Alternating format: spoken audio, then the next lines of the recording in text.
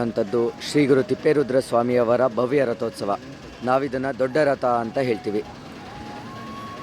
ಪಾಲ್ಗುಣ ಮಾಸದ ಶುಕ್ಲ ಪಕ್ಷದ ನಂತರ ಬರುವಂತಹ ಚಿತ್ತಾ ನಕ್ಷತ್ರದ ಸಾಯಂಕಾಲದ ಸಮಯದಲ್ಲಿ ಶ್ರೀ ಗುರು ತಿಪ್ಪೇರುದ್ರ ಸ್ವಾಮಿಯವರ ಭವ್ಯ ರಥೋತ್ಸವವನ್ನು ಮಾಡ್ತಾ ಹೋಗ್ತೀವಿ.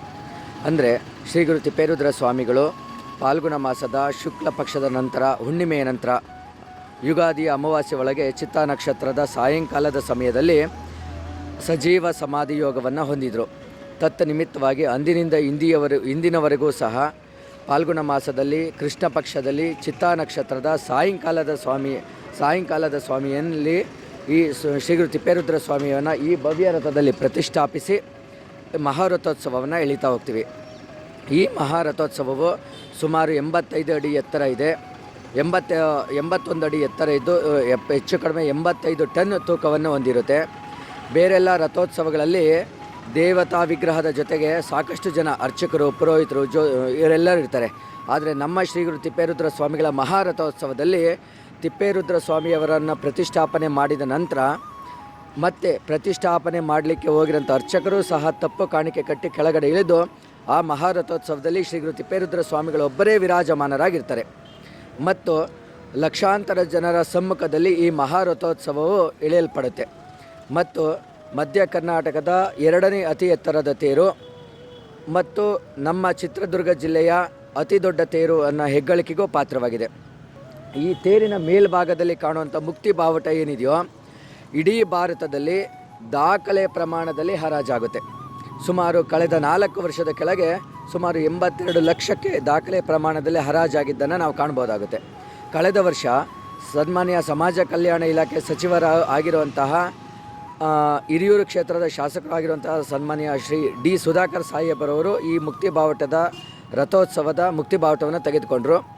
ನಮ್ಮಲ್ಲಿ ಒಂದು ವಿಶೇಷ ಏನಪ್ಪ ಅಂದರೆ, ವಿಧಾನಸಭಾ ಮತ್ತು ಲೋಕಸಭಾ ಚುನಾವಣೆಯ ಸಂದರ್ಭದಲ್ಲಿ ಜಾತ್ರೆಯಲ್ಲಿ ನಡೆಯುವಂತಹ ಮುಕ್ತಿ ಬಾವುಟದ ಹರಾಜಿನಲ್ಲಿ ಯಾರು ಮುಕ್ತಿ ಬಾವುಟವನ್ನು ಪಡ್ಕೊಳ್ತಾರೋ ಅವರು ಆ ವರ್ಷ ಆ ಕ್ಷೇತ್ರದಲ್ಲಿ ವಿನ್ ಆಗ್ತಾರೆ ಮತ್ತು ಅವರು ಅಧಿಕಾರ ಸ್ಥಾನವನ್ನು ಹೊಂದುತ್ತಾರೆ ಅನ್ನೋದು ವಿಶೇಷವಾಗಿರೋಂಥ ಮಾಹಿತಿ. ಹಾಗಾಗಿ ಮಧ್ಯ ಕರ್ನಾಟಕದಲ್ಲಿ 2ನೇ ಅತಿ ಎತ್ತರದ ತೇರು ಮತ್ತು ಮಧ್ಯ ಕರ್ನಾಟಕದ ಅತಿ ದೊಡ್ಡ ಜಾತ್ರೆಯನ್ನು ಹೆಗ್ಗಳಿಕೆನೂ ಪಾತ್ರವಾಗಿದೆ. ಮತ್ತು ಶ್ರೀ ಗುರು ತಿಪ್ಪೇರುದ್ರ ಸ್ವಾಮಿಯವರ ಜಾತ್ರಾ ಮಹೋತ್ಸವ ಮತ್ತು ಇಲ್ಲಿ ಉತ್ಸವಾಧಿಕಾರಿಗಳಲ್ಲಿ ವಿಶೇಷವಾಗಿ ನಾವು ಸರ್ವ ಜನಾಂಗದವರು ಜಾತಿ, ಮತ, ಕುಲ, ಭೇದ ಎನ್ನದೆ, ಹೆಣ್ಣು ಗಂಡು ಇನ್ನು ತಾರತಮ್ಯ ಇಲ್ಲದೆ ಎಲ್ಲರೂ ಸಹ ಭಗವಂತನನ್ನು ಮನಸಾ ಆರಾಧಿಸುವಂಥವ್ರಾಗ್ತಾರೆ. ಮತ್ತು ಜಾತ್ರಾ ಸಮಯದಲ್ಲಿ ನಾವು ತೇರನ್ನು ಎಲ್ಲ ಕಡೆ ತೇರು ನಿಲ್ಲಿಸಲಿಕ್ಕೆ ಶೆಡ್ಡನ್ನು ನಿರ್ಮಾಣ ಮಾಡ್ತೀವಿ. ಆದರೆ ನಾವೇನು ಮಾಡ್ತೀವಿ ಅಂತಂದರೆ ಈ ತೆಂಗಿನ ಗರಿಯನ್ನು ಒದಿಸ್ತೀವಿ. ಜಾತ್ರೆ, ರಥೋತ್ಸವ, ಅಲಂಕಾರ ಎಲ್ಲ ಮುಗಿದ ಮೇಲೆ ಮತ್ತೆ ಅದೇ ತೆಂಗಿನ ಗರಿಯಿಂದ ನಾವು ರಥವನ್ನು ಸಂಪೂರ್ಣವಾಗಿ ಮುಚ್ತೇವೆ. ಯಾಕಂದರೆ ತೆಂಗಿನ ಗರಿಯ ಮೇಲೆ ಬಿದ್ದಿರೋಂಥ ನೀರು ಒಳಗಡೆ ಇಳಿದಲೇ ಇರೋದ್ರಿಂದ ಕಟ್ಟಡಕ್ಕೆ ಅಂದರೆ ಮಹಾರಥೋತ್ಸವದ ಯಾವುದೇ ಮುಟ್ಟಿಗೂ ಸಹ ಹಾನಿ ಆಗೋದಿಲ್ಲ. ಹಾಗಾಗಿ ಈ ಒಂದು ಪರಂಪರೆ ಮಾಡಿದ್ದೀವಿ. ಮತ್ತು ಪಂಚಗಣಾಧೀಶ್ವರರ ನಿಮಿತ್ತವಾಗಿ ನಮ್ಮಲ್ಲಿ ಮಹಾರಥೋತ್ಸವಕ್ಕೆ 5 ಚಕ್ರಗಳು ಇರೋದು ವಿಶೇಷ. 4 ಚಕ್ರಗಳು ಎಲ್ಲ ಕಡೆ ಇರುತ್ತೆ. ಮಧ್ಯದಲ್ಲಿ 1 ಚಕ್ರ. ಅಂದರೆ ಇಡೀ ಜಗತ್ತು ಪಂಚಭೂತಗಳಿಂದ ಆವೃತವಾಗಿದೆ. ಪೃಥ್ವಿ, ಅಪ್ಪು, ತೇಜಸ್ಸು, ವಾಯು, ಆಕಾಶ ಅಂತ ಪಂಚಭೂತಗಳ ನಿಮಿತ್ತವಾಗಿ ರಥೋತ್ಸವ ನಡೆಯುತ್ತೆ. ಹಾಗಾಗಿ ಚಕ್ರಗಳು ಸಹ 5 ಚಕ್ರಗಳನ್ನು ಹೊಂದಿರುವಂಥದ್ದು ವಿಶೇಷ. 5 ಚಕ್ರಗಳು ಸಹ ಸಮಾನವಾಗಿರೋಂಥ ಆಕಾರದಲ್ಲಿ ಸಮಾನವಾಗಿರೋಂಥ ತೂಕವನ್ನು ಹೊಂದಿರುವಂಥದ್ದಾಗಿರುತ್ತೆ. ಇದು ಇಲ್ಲಿಯ ವಿಶೇಷ ಆಗಿರುತ್ತೆ. ಈ ಕ್ಷೇತ್ರದಲ್ಲಿ ಮಾಡಿದಷ್ಟು ನೀಡಿ ಭಿಕ್ಷೆ ಅಂತ ಹೇಳ್ಬಿಟ್ಟು ಕಾಯಕ ಹೊಂದಿರತಕ್ಕಂಥ ಭಕ್ತಾದಿಗಳು ಅವ್ರು ಎಷ್ಟು ಕಷ್ಟಪಡ್ತಾರೋ ಅಷ್ಟು ಸುಖ ಇರುತ್ತಿಲ್ಲಿ. ಅವರು ಸೋಮಾರಿತನ ಮಾಡಿದವರಿಗೆ ಬೆಲೆ ಇರಲ್ಲ, ಅವ್ರು ಏಳಿಗೆ ಆಗಲ್ಲ. ಹಂಗಾಗ್ಬಿಟ್ಟು ಇಲ್ಲಿ ಕಾಯಕವೇ ಕೈಲಾಸ ಅಂತ ಹೇಳ್ಬಿಟ್ಟು ಒಂದು ತತ್ವವನ್ನು ಸಾರಿದ್ದಾರೆ. ಆ ಪ್ರಕಾರವಾಗಿ ಜನಗಳು ಭಕ್ತಾದಿಗಳು ನಡ್ಕೊಂಡು ಹೋಗ್ತಿದ್ದಾರೆ. ಈ ಊರಿಗೆ ಯಾರೇ ಬರಲಿ ಏನೇ ಬರಲಿ ಸ್ವಾಮಿಗಳು ನಂಬಿಕೆಯಿಂದ ಬರ್ತಾರೆ. ಅವರೆಲ್ಲ ಚೇತರಿಸ್ಕೊಂಡು ಬುದ್ಧರಾಗಿದ್ದಾರೆ, ಇಂಪ್ರೂವ್ ಆಗಿದ್ದಾರೆ. ಹಂಗಾಗಿ ನಾವು ಇಲ್ಲಿ ಸೇವೆ ಮಾಡಿ 30 ವರ್ಷದಿಂದ ಇಲ್ಲಿ ಅರ್ಚಕರಾಗಿ ಕೆಲಸ ಮಾಡ್ತಾಯಿದ್ದೀನಿ.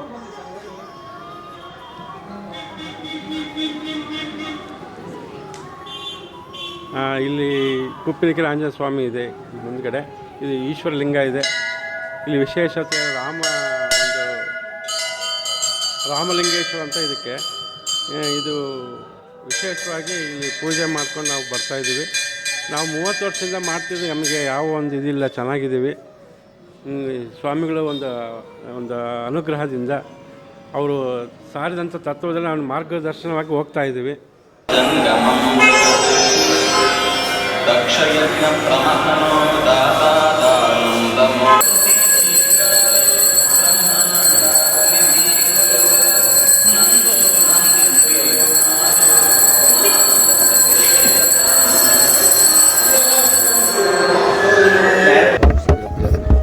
ಇದು ಶ್ರೀ ಗುರು ತಿಪ್ಪೇರುದ್ರ ಸ್ವಾಮಿಗಳು ಜೀವಂತ ಸಮಾಧಿಯಾಗಿರುವಂತಹ ಕ್ಷೇತ್ರ. ಇದನ್ನು ನಾವು ಹೊರಮಠ ಅಂತ ಹೇಳ್ತೀವಿ. ಇಲ್ಲಿ ಈ ಹೊರಮಠ ದೇವಾಲಯವನ್ನು ಹೈದರಾಲಿ ನಿರ್ಮಾಣ ಮಾಡಿಕೊಟ್ಟಿದ್ದಾನೆ ಅಂತಂತೇಳಿ ನಮಗೆ ಐತಿಹಾಸಿಕ ದಾಖಲೆಗಳು ಹೇಳ್ತವೆ. ಚಿತ್ರದುರ್ಗದ ಕೋಟೆಯ ಮೇಲೆ ಹೈದರಾಲಿಯು ದಂಡೆತ್ತಿ ಬಂದಂಥ ಸಂದರ್ಭದಲ್ಲಿ ಆತನ ಇಡೀ ಸೈನ್ಯ ಪರಿವಾರ ಏಕಾಏಕಿ ಸ್ತಬ್ಧವಾಗಿ ನಿಂತ್ಕೊಳ್ಳುತ್ತೆ. ಯಾಕೆ ಏನು ಎತ್ತ ಅಂತಂತೇಳಿ ಸ್ಥಳೀಯ ಸ್ಥಾನಿಕರನ್ನು ವಿಚಾರ ಮಾಡಿದಾಗ ಇಲ್ಲಿ ಶ್ರೀ ಗುರು ತಿಪ್ಪೇರುದ್ರ ಸ್ವಾಮಿಗಳು ಜೀವಂತ ಸಮಾಧಿಯಾಗಿದ್ದಾರೆ. ಅವರ ತಪಸ್ಸಿನ ಪ್ರಭಾವದಿಂದ ಈ ನಮ್ಮ ಸೈನ್ಯ ಪರಿವಾರ ಸ್ತಬ್ಧವಾಗಿ ನಿಂತ್ಕೊಳ್ತು ಅಂತ ಹೇಳ್ತಾರೆ. ಅದನ್ನು ಕೇಳಿ ರೋಮಾಂಚಿತನಾಗಿರೋಂಥ ಹೈದರಾಲಿಯು ತನ್ನ ಕುಟುಂಬ ಪರಿವಾರ ಸೈನ್ಯ ಸಮೇತನಾಗಿ ಈ ಕ್ಷೇತ್ರಕ್ಕೆ ಬರ್ತಾನೆ. ಬಂದು ಶ್ರೀ ಗುರು ತಿಪ್ಪೇರುದ್ರ ಸ್ವಾಮಿಯ ದರ್ಶನವನ್ನು ಮಾಡಿ ಕುದುರೆಯಿಂದ ಇಳಿದು ಕತ್ತಿಯನ್ನು ನೆಲಕ್ಕೆ ಇಟ್ಟು ಮಂಡಿಯೂರಿ ಭಗವಂತನ ಆಗಿರೋಂಥ ಶ್ರೀ ಗುರು ತಿಪ್ಪೇರುದ್ರ ಸ್ವಾಮಿಯವರಲ್ಲಿ ಶರಣಾಗತಿಯನ್ನು ಹೊಂದುತ್ತಾನೆ. ಹೇಳ್ತಾನೆ, ಭಗವಂತನಲ್ಲಿ ಪ್ರಾರ್ಥನೆ ಮಾಡ್ಕೊಳ್ತಾನೆ, ಭಗವಂತ ನಿನ್ನ ಹೆಸರನ್ನು ಕೇಳಿ ನಾನು ರೋಮಾಂಚಿತನಾಗಿದ್ದೇನೆ. ನಿನ್ನ ದಯೆಯಿಂದ ನನಗೆ ಸಂತಾನ ಆಗಿದ್ದೇ ಆದಲ್ಲಿ, ನಾನು ಮದುವೆಯಾಗಿ ಹಲವು ವರ್ಷಗಳಾಗಿದೆ, ಬಹುಜನ ಪತ್ನಿಯರಿದ್ದಾರೆ, ಆದರೂ ಸಹ ನನಗೆ ಇಲ್ಲಿಯವರೆಗೂ ಸಂತಾನ ಆಗಿಲ್ಲ. ನಿನ್ನ ದಯೆಯಿಂದ ನನಗೆ ಸಂತಾನ ಆಗಿದ್ದೇ ಆದಲ್ಲಿ ಈ ದೇವಾಲಯವನ್ನು ನಿರ್ಮಾಣ ಮಾಡಿಕೊಡ್ತೇನೆ ಮತ್ತು ನಾವು ಹುಟ್ಟುವಂಥ ಮಗುವಿಗೆ ನಿನ್ನ ಹೆಸರನ್ನೇ ಇಡ್ತೀನಿ ಅಂತಂತೇಳಿ ಸಂಕಲ್ಪ ಮಾಡಿಕೊಂಡು ಹರಕೆ ಮಾಡಿಕೊಂಡು ಇಲ್ಲಿಂದ ತೆರಳ್ತಾನೆ. ಪುನಃ ವರ್ಷ ತುಂಬದ್ರೊಳಗೆ ಹೈದರಾಲಿಗೆ ಗಂಡು ಮಗು ಜನನ ಆಗುತ್ತೆ, ಅಂದರೆ ಪುತ್ರ ಸಂತಾನ ಪ್ರಾಪ್ತಿಯಾಗುತ್ತೆ. ಹಾಗಾಗಿ ಅದನ್ನು ಕಂಡು ಸಂಪ್ರೀತಗೊಂಡ ಅಥವಾ ಸಂತೋಷಗೊಂಡ ಹೈದರಾಲಿಯು ಹಿಂದೂ ಧರ್ಮದ ಪ್ರಕಾರ ಟಿಪ್ಪು ಮತ್ತು ಮುಸಲ್ಮಾನ ಧರ್ಮದ ಪ್ರಕಾರ ಸುಲ್ತಾನ್ ಅಂತ ಹೆಸರಿಟ್ಟು ಇಂಡೋ ಇಸ್ಲಾಮಿಕ್ ಶೈಲಿಯಲ್ಲಿ ಈ ದೇವಾಲಯವನ್ನು ನಿರ್ಮಾಣ ಮಾಡಿಕೊಟ್ಟಿದ್ದಾನೆ. ಸಾಮಾನ್ಯವಾಗಿ ಎಲ್ಲ ದೇವಾಲಯಗಳು ಸಹ ಪೂರ್ವ ಅಥವಾ ಉತ್ತರ ಮುಖವಾಗಿರುತ್ತೆ. ಆದರೆ ಈ ಹೈದರಾಲಿ ನಿರ್ಮಾಣ ಮಾಡಿಕೊಟ್ಟಿರೋಂಥ ಈ ದೇವಾಲಯದ ಆವರಣದ ಮುಖ್ಯ ದ್ವಾರ ಪೂರ್ವ ಆಗ್ನೇಯ ದ್ವಾರದಲ್ಲಿ ಇರುವಂಥದ್ದಾಗಿರುತ್ತೆ. ಹಾಗಾಗಿ ಎಲ್ಲ ಕಡೆ ಪೂರ್ವ ಈಶಾನ್ಯ ಅಥವಾ ಪೂರ್ವದ ಮಧ್ಯಭಾಗ ಅಥವಾ ಉತ್ತರದ ಈಶಾನ್ಯ ಉತ್ತರದ ಮಧ್ಯಭಾಗದಲ್ಲಿ ಪ್ರಧಾನ ದ್ವಾರ ಇರುತ್ತೆ. ಆದರೆ ನಮ್ಮ ಇಲ್ಲಿ ಈ ದೇವಾಲಯದ ಕಾಂಪೌಂಡಿನ ಅಂದರೆ ಆವರಣದ ಪ್ರಧಾನ ದ್ವಾರ ಬಂದು ಪೂರ್ವ ಆಗ್ನೇಯದಲ್ಲಿ ಇರುವಂಥದ್ದು ವಿಶೇಷ. ಯಾಕಂದರೆ ಇದನ್ನು ಮುಸಲ್ಮಾನ ದೊರೆಯಾಗಿರೋಂಥ ಹೈದರಾಲಿಯು ತನ್ನ ಪುತ್ರೋತ್ಸವದ ಸವಿನೆನಪಿಗೋಸ್ಕರ ನಿರ್ಮಾಣ ಮಾಡಿಕೊಟ್ಟಿರುವಂಥ ದೇವಾಲಯ. ಹಾಗಾಗಿ ಈ ದೇವಾಲಯದ ಗರ್ಭಗುಡಿಯನ್ನು ನಾವು ಅಥವಾ ಗೋಪುರವನ್ನು ನೋಡಿದಾಗ ಇದು ಇಂಡೋ ಇಸ್ಲಾಮಿಕ್ ಶೈಲಿಯಲ್ಲಿ ಇರುವಂಥದ್ದಾಗಿರುತ್ತೆ ಮೇಡಮ್. ಹಾಗಾಗಿ ಇದು ಇಲ್ಲಿಯ ವಿಶೇಷ. ಆಮೇಲೆ ಇತ್ತೀಚೆಗೆ ನವೀಕರಣಗೊಂಡಿದ್ದಾಯಿತು. ಹಟ್ಟಿಯ ದೊರೆ ಹೈದರಾಲಿಗೆ ಶ್ರೀ ಗುರು ತಿಪ್ಪೇರುದ್ರ ಸ್ವಾಮಿಗಳು ಅನುಗ್ರಹ ಮಾಡ್ತಿರೋಂಥ ತೈಲವ ಚಿತ್ರವನ್ನು ನಾವು ಕಾಣಬಹುದಾಗುತ್ತೆ. ಶ್ರೀ ಗುರು ತಿಪ್ಪೇರುದ್ರ ಸ್ವಾಮಿಗಳು ವೀರಶೈವ ಮತದ ಪಣಿಯಪ್ಪನ ಮನೆಯಲ್ಲೂ ಹಾಗೆ ಮನೆಗಾರ ಸಮಾಜದ ಒಬ್ಬ ಶಿಷ್ಯನ ಮನೆಯಲ್ಲೂ ಏಕಕಾಲದಲ್ಲಿ ಪೂಜೆ ಮತ್ತು ಪ್ರಸಾದವನ್ನು ಸ್ವೀಕಾರ ಮಾಡಿದರು. ಅದಾದ ನಂತರ ಆಂಜನೇಯ ಮಹಾಸ್ವಾಮಿಯು ಅಗೋಚರ ರೂಪಿಯಾಗಿ ನಮ್ಮ ಶ್ರೀ ಗುರು ತಿಪ್ಪೇರುದ್ರ ಸ್ವಾಮಿಗಳ ಮಹಾರಥೋತ್ಸವವನ್ನು ಎಳೆಯುತ್ತಾನೆ. ಹಾಗಾಗಿ ಇದು ಇಲ್ಲಿಯ ವಿಶೇಷ ಆಗಿದೆ ಮೇಡಮ್. ಹಾಗಾಗಿ ಇಲ್ಲಿ ಈಗ ನಾವು ಒಳಗಡೆ ಪ್ರವೇಶ ಮಾಡ್ತಾ ಇರೋಂಥದ್ದು ಶ್ರೀ ಗುರು ತಿಪ್ಪೇರುದ್ರ ಸ್ವಾಮಿಗಳ ಜೀವಂತ ಸಮಾಧಿಯಾಗಿರುವಂಥ ಕ್ಷೇತ್ರಕ್ಕೆ ದೇವಾಲಯದ ಗರ್ಭಗುಡಿ ಹತ್ರ ಬರ್ತಾ ಇದ್ದೀವಿ ಮೇಡಮ್. ಈಗ ದೇವಾಲಯವನ್ನೊಮ್ಮೆ ನೋಡೋಣ. ಇದು ಇಲ್ಲಿಯ ವಿಶೇಷ ಆಗಿದೆ. ಸ್ವಲ್ಪ ಜಾಗ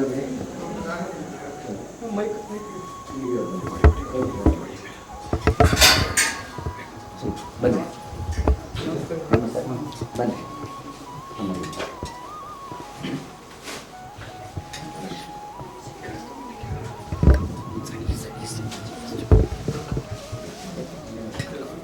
ಇಲ್ಲಿ ನೋಡಿದ ಹಾಗೆ ಶ್ರೀ ಗುರು ತಿಪ್ಪೇರುದ್ರ ಸ್ವಾಮಿಗಳು ಈ ಕ್ಷೇತ್ರದಲ್ಲೇ ಜೀವಂತ ಸಮಾಧಿಯಾಗಿದ್ದಾರೆ. ನಾವಲ್ಲಿ ನೋಡಬಹುದು ಏನು ಆರತಿಯ ಒಂದು ಮೆಟ್ಲು ಅಂತ ಕಾಣುತ್ತೋ ಅಲ್ಲಿಂದ ಅವರು ಸಹಜ ಶಿವಯೋಗಕ್ಕೆ ಪ್ರವೇಶ ಮಾಡಿ ಹಿಂಭಾಗದಲ್ಲಿ ಸುಮಾರು 8 ಅಡಿ ದೂರದಲ್ಲಿ ಆ ಫೋಟೋ ಏನು ದೊಡ್ಡದಾಗಿರೋಂಥ ತೈಲವರ್ಣ ಕಾಣುತ್ತೋ ಅಲ್ಲಿ ಸಹಜ ಶಿವಯೋಗದಲ್ಲಿ ಈ ಕ್ಷಣವೂ ಸಹ ಅವರು ನಮ್ಮ ಜೊತೆ ಇದ್ದಾರೆ. ಹಾಗಾಗಿ ಶ್ರೀ ಗುರು ತಿಪ್ಪೇರುದ್ರ ಸ್ವಾಮಿಗಳು ಜೀವಂತ ಸಮಾಧಿಯಾಗಿರೋಂಥ ಐಕ್ಯ ಕ್ಷೇತ್ರ ಇದು. ಊರಿನ ಮಧ್ಯದಲ್ಲಿ ಇದ್ರೂ ಸಹ ಈ ಜಾಗ ತುಂಬ ಪ್ರಶಾಂತವಾಗಿರುತ್ತೆ ಯಾವಾಗ್ಲೂ. ನಾವು ಆಗಲೇ ಹೋಗಿರೋಂಥ ಪ್ರಕಾರ ಮೊದಲನೇ ದೇವಸ್ಥಾನ ದರ್ಬಾರ್ ಮಠ ಅಂತ, ಅದು ಒಳಮಠ ಅಂತ. ಅಲ್ಲಿ ಯಾವಾಗ್ಲೂ ಸಹ ಜನಜಂಗುಳಿ ಇರುತ್ತೆ. ಇಲ್ಲಿಯೂ ಸಹ ಜನಜಂಗುಳಿ ಇದ್ರೂ ಸಹ ಶ್ರೀ ಗುರು ತಿಪ್ಪೇರುದ್ರ ಸ್ವಾಮಿಗಳು ಶಿವಪೂಜಾ ಲೋಲರಾಗಿರೋದ್ರಿಂದ ಈ ಕ್ಷೇತ್ರ, ಈ ಜಾಗ ಸದಾಕಾಲ ಶಾಂತತೆಯಿಂದ ಮಗ್ನವಾಗಿರುವಂಥದ್ದಾಗಿರುತ್ತೆ. ಇದು ಇಲ್ಲಿಯ ವಿಶೇಷ. ಈ ದೇವಾಲಯವನ್ನು ಟಿಪ್ಪು ಸುಲ್ತಾನನ ತಂದೆಯಾಗಿರುವಂಥ ಹೈದರ್ ಅಲಿಯು ಈ ಗರ್ಭಗುಡಿಯನ್ನು ನಿರ್ಮಾಣ ಮಾಡಿಕೊಟ್ಟಿದ್ದಾನೆ. ಇದು ಐತಿಹ್ಯ. ನಮ್ಮಲ್ಲಿ ಆಗಲೇ ಹೇಳಿರೋ ಹಾಗೆ 3 ಮಠಗಳಿದೆ. ಮೊದಲು ನೋಡಿರೋಂಥ ದೇವಾಲಯ ವೀರಶೈವ ಪರಂಪರೆಯವರು ಅರ್ಚಕರಾಗಿ ಪೂಜೆ ಸಲ್ಲಿಸ್ತಾರೆ. ಈ ಜೀವಂತ ಸಮಾಧಿ ಆಗಿರುವಂತಹ ಜಾಗದಲ್ಲಿ ನಮ್ಮ ವಾಲ್ಮೀಕಿ ಸಮುದಾಯದವರು ಅರ್ಚಕರಾಗಿ ಪೂಜೆ ಸಲ್ಲಿಸ್ತಾರೆ. ಶ್ರೀ ಗುರು ತಿಪ್ಪೇರುದ್ರ ಸ್ವಾಮಿಗಳು ಏಕಾಂತವಾಗಿ ತಪಸ್ಸು ಮಾಡಿರೋಂಥ ಜಾಗ ಇದೆ, ಅಲ್ಲಿ ಜಂಗಮ ಪರಂಪರೆಯವರು ಪೂಜೆ ಸಲ್ಲಿಸ್ತಾ ಹೋಗ್ತಾರೆ. ಇದು ಇಲ್ಲಿಯ ವಿಶೇಷ ನಮ್ಮಲ್ಲಿ. ನಮಸ್ತೆ.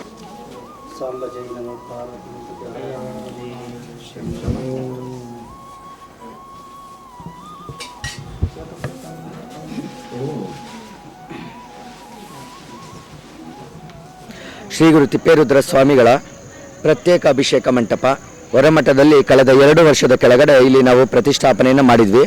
ಶ್ರೀ ಗುರು ತಿಪ್ಪೇರುದ್ರ ಸ್ವಾಮಿಗಳ 6 ಅಡಿ ಎತ್ತರದ 3 ಟನ್ ತೂಕದ ಕೃಷ್ಣಶಿಲಾ ವಿಗ್ರಹವನ್ನು ಕಳೆದ 2 ವರ್ಷದ ಕೆಳಗಡೆ ಶ್ರಾವಣ ಮಾಸದ ಶುಕ್ಲ ಪಕ್ಷದ ಪಂಚಮಿ ಎಂದು ಪ್ರತಿಷ್ಠಾಪನೆ ಮಾಡಿದ್ವಿ. ಈಗ ನಾವು ಸಹ ಇಲ್ಲಿ ಆ ವಿಗ್ರಹವನ್ನು ನೋಡಬಹುದಾಗುತ್ತೆ. ಅಲ್ಲಿ ಹೋಗಕ್ಕಾಗಲ್ಲ. ಅಭಿಷೇಕ ಪೂಜೆ ಇದು ಹೊರಮಠದಲ್ಲಿ ಪ್ರತ್ಯೇಕವಾಗಿ ಅಭಿಷೇಕ. ಇಲ್ಲಿ ಸ್ವಾಮಿಗೆ ಅಭಿಷೇಕ ಪೂಜೆ. ಇದು ಹೊರಮಠದಲ್ಲಿ ಪ್ರತ್ಯೇಕವಾಗಿ ಅಭಿಷೇಕ ಮಾಡಲು ಇಚ್ಛಿಸಿರುವಂತಹ ಭಕ್ತಾದಿಗಳಿಗೆ ಅನುಗುಣವಾಗಿ ಇಲ್ಲಿ ಮಾಡ್ತಾರೆ.